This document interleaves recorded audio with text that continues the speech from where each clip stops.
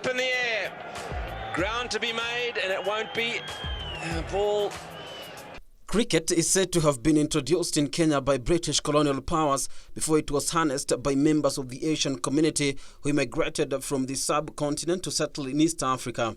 They laid the foundation that saw Kenya cricket ascend to great heights, and that's a legacy that the late Yusuf Karim boasts of to become a Kenya sports icon before he passed the same gene to his son Aasif Karim.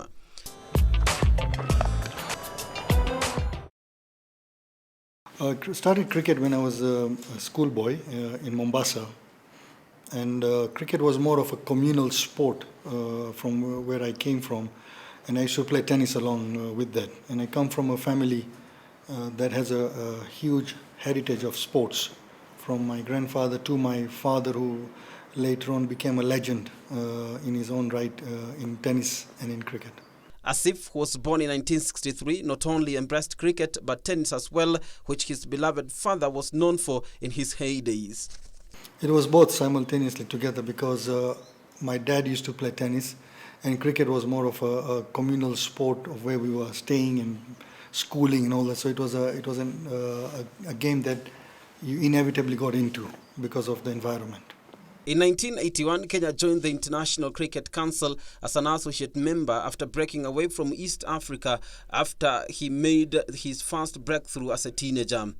I made my first breakthrough in 1980 when I played for Kenya at the age of 17, when we toured Zimbabwe.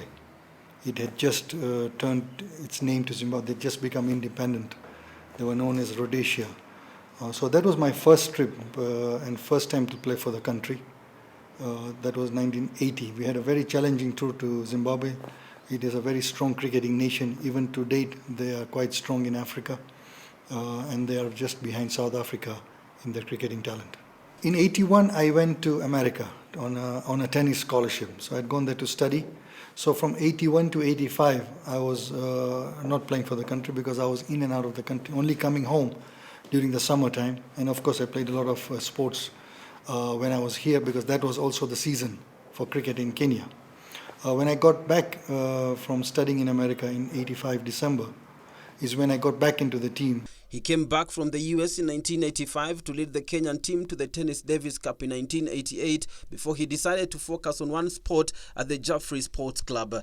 Tennis has been a very strong feature in our family. My brother also was a tennis champion in Mombasa, and then I followed him. And both of us, due to tennis, managed to get a 4-year tennis scholarships in the United States, and we graduated and studied through tennis. I came back, I played Davis Cup for Kenya in 1988 against Egypt, and then the President's Cup in 1989 in Nigeria. So I've had a good sporting, and then of course in 92 is when I made a major decision of taking tennis on the side, because cricket then became very big for us. But tennis has been very special to our family. Having made up his mind, the initially attacking bowler was to represent the country in 3 ICC World Cup matches, starting with the 1996 one, where Kenya caused one of the biggest upsets in history when they beat West Indies by 73 runs, with Aasif Karim having made his ODI debut against India. That was our first major event for us in terms of the big boys. And I think Kenya did extremely well in the tournament. We won one of the biggest upsets regarded in international sports, not only cricket, when we beat the 2-time world champions West Indies in 1996. And we had credible performance in the other matches against the Indians, against the Australians. And from then on, I think the sense of belief came among the players that we could, if we put effort, if we put time, if we really worked as a team, the Kenyan cricket really can go leaps and bounds. And from then on, I think the players and the administration worked together to take our cricket to a new level.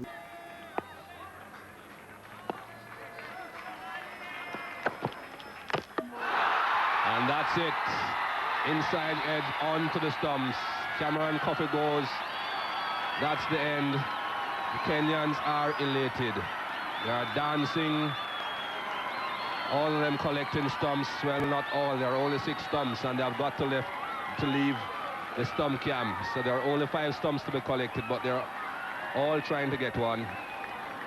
The joyous Kenyans, they have beaten the West Indies. West Indies all out for 93. Rajab Ali, the man doing the dirty work at the end. Unbelievable victory. Rajab Ali is so happy, elated.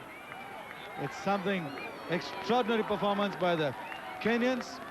Nobody on earth would have expected this kind of a result in today's match. Rajab Ali's got 3 wickets. All the Kenyans so happy about it. Aasif Karim captained the Kenya cricket team to their second ICC World Cup in 1999, where they unfortunately lost all their matches. He retired after that. I retired, because I think I've served the country for 20 years. Most of the contemporary players that I played with for the last 15-20 years had also come out of cricket. I felt there were some youngsters coming in, but more importantly, I think the association did not, if I could use the word, back me up or create an environment to retain players. And that's what has happened with most of our players, with the likes of Morris, with the likes of Steve, with the likes of Thomas, and many other players. I mean, when you talk about Tariq Iqbal or you talk about Tito Odumbe, the board did not retain the players. Anytime they felt that there was something not right, you would either be removed from the system or created a platform that you would feel so frustrated that you said, look, it's better I come out. And I could sense that coming to me. And I still felt deep down that I could still serve the country. I was still required to be there. But the board never created that atmosphere. And then I felt, look, instead of sticking around, it's better I come out and let the show go on. And it vindicated the decision 4 years later when the same board who had frustrated me asked me to come back.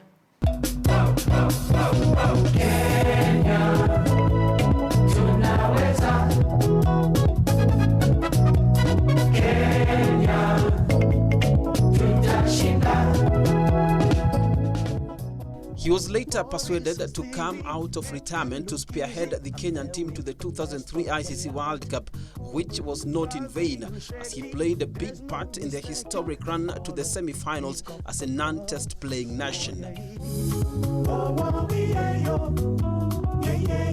Well, I think the conditions helped partly. I think the boys also felt more determined. There were a couple of matches lined up in Kenya. And this was a time when I think everything fell in place. The boys were hungry. I think what also helped was the unity that was within the team that came about. Because I think in any team sport, it's important that the team is united as a team and also have a good backup support, which we also had from the administration and the coach. So, and I think a little bit of luck also obviously plays an important role in any major achievement. So as we progressed into the tournament, the sense of belief became stronger and stronger, and we felt that no, we are up to it. And the boys really played fantastic. That's got to be out close. Oh yes, oh yes. The left-arm spinner was most outstanding in the Super Sixes, giving the Aussies quite a scare, despite Kenya's defeat when he dismissed Ricky Ponting, Darren Lehmann and Brad Hogg to become the man of the match. Well, that's a match that everybody talks about even to date. In fact, many people, or almost all people that we speak about, they actually remember where they were watching this match, what they were doing at that very time. So it's something that has inspired a lot of people. I mean, we were playing against Australia. We had already qualified for the semi-final. So that was a match that really didn't matter in terms of the winning or the losing. But it was an important match because A, you're playing the world champions who are Australians. B, it was going to set a platform to play the semi-finals against India. So we went out on a very positive spirit, as was during the entire tournament. And the entire country was behind the Kenya cricket team, including our president, who also was showing a lot of interest in what was happening with the cricket team. So we went out, we played against them, and I had a spell of what I call a lifetime. I mean, I bowled something that people to date talk about it, people to date remember it, not only locally, even at international level, people remember that bowling spell. All I can say is that God was very kind to me that day. I bowled well. Everything worked well. The situation was good, and I enjoyed every moment of it. To date, I enjoy it. He bowed out after that successful World Cup, having done the nation proud on numerous outings, which included 4 ICC trophies. I'm glad I was part of that beautiful period of cricket that we had, where the entire country, the entire world was talking about Kenya cricket. So it felt good to have finished on a very, very high, and then to get man of the match against the world champions Australia. I mean, you can't get a better icing to the cake. So I felt then that now it's better I come out. I was not getting younger. But again, age again is always a number. It's all in the mind. So, but I just felt that it's okay. I better come out and let the cricket carry on. The former Kenya cricket captain attributes his success to a number of factors, including the support he got from his beloved family, who include Aasif Karim, who's already following in his footsteps.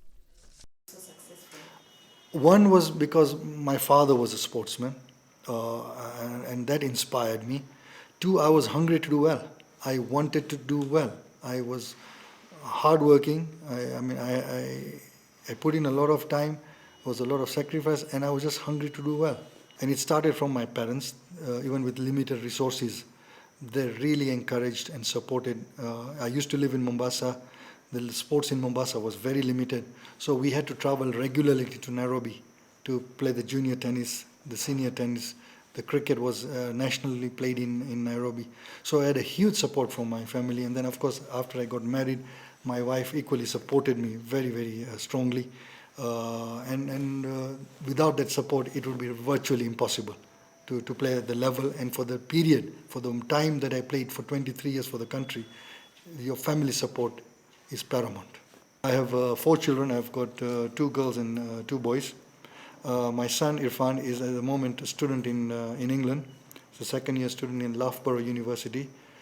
He's already making a mark in the national team. He's now playing for the Kenyan national team in the cricket. So he's doing very well. My younger son is only 10 years old, and I'm hoping that he'll get inspired to play sports and follow his brother and his dad and his granddad.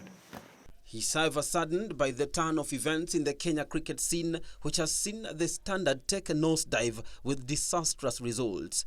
The sad point is where, and I think that's where we went down, is our development structure was not strong enough. Because the Odumbes and the Tricolos will be there for a while. Where is the system coming up? And if you look at all international sports, all big playing nations, they all have a very, very strong development and a very strong domestic competition. If you look at England, or for that matter, India, they all have a very strong development program because the top players will phase out, either out of age, out of form, out of interest. And so there was nothing to replace of quality to take us to the level we are in, and that's the result is right now. That today we not only have lost the status that we had with the big teams, we are now losing to teams that we would have never played in those days. The cricket icon was also quick to give a word of advice to the current generation, bearing in mind what some of the great ambassadors of this country have gone through, having served the nation well, to give and earn the nation a lot of recognition and pride during their heydays. I would take that to say the responsibility lies with all parties concerned. But the first responsibility lies with the sportsman himself. You know, it's one thing to make money, it's another thing to manage money. Now, as I said, unfortunately, most of our players are not educated, because, to make money is easier than maintaining money. Managing money is not an easy thing. You've seen many sportsmen, women who made a lot of millions during their sporting career, but the moment they're finished, or even while they're at the tail end of their career, have gone bankrupt or are on the street. So I think it's a combination of all. I think it's the sportsmen and the sportswomen plus the association that they are associated, and then the government. And unless and until the government takes the sports seriously, we will be in the same quagmire for the next 20 years. You look at the way the ministry is at the moment. You have a ministry of youth and culture and blah, blah, blah. And then at the end comes a small word called sports. How can a beautiful country like Kenya, that has produced world stars over the years from athletics to football to cricket to tennis, cannot have a ministry of sports on its own. There is something seriously wrong. And it's high time now, with the new dispensation hopefully coming in 2013, that the government then must ensure that we have a ministry of sports on its own with a huge budget, and have a ministry of sports that can handle, who knows what the value of sports is, because to me it's a multi-billion-dollar industry. And it's important that we take sports seriously, and examples are very clear in how the Western world handle their sportsmen and sportswomen. Aasif Karim, one of the Kenya greats in cricket as well as lawn tennis, is now a businessman across the region with aristocrats insurance brokers, as he calls out to the government to create a sports ministry to tap on the rich heritage as well as include them in decision-making born out of experience and the love for sport. He is, in the meantime, documenting his family's sporting contribution as Kenya prepares to celebrate 50 years of independence. I think it's paramount that all the players who have played at international level must be given the due respect. They must be recognized, they must be given the due respect, and I always believe that experience is something that cannot be bought. And when somebody has got 10 years or 15 years or 20 years of experience with the various cricketers that have played in the last 20 years, we need to maximize that. Every cricketer has a role to play. Some might be good in administration, some might be good in coaching, some might be good in youth development. So all the resources need to be put together. Personalities need to be put aside, egos need to be put aside, but we need to accept and recognize and work together as a team.